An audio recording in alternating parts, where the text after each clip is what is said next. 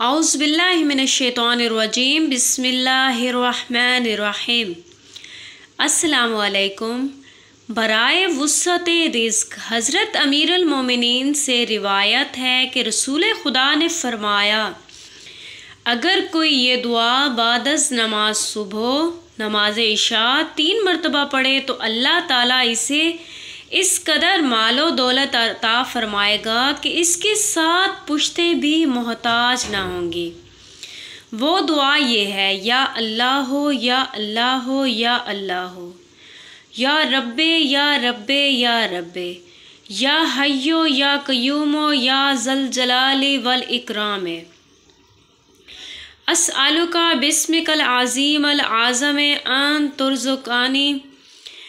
तरज़ुकानी रिज़्क़न वासिअन हलालन तय्यबन बिरहमतिका या अरहमर राहिमीन।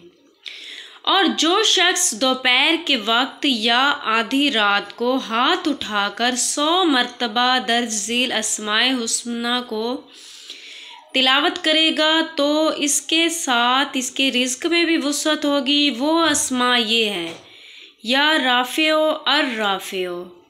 वस्सलामु अलैकुम।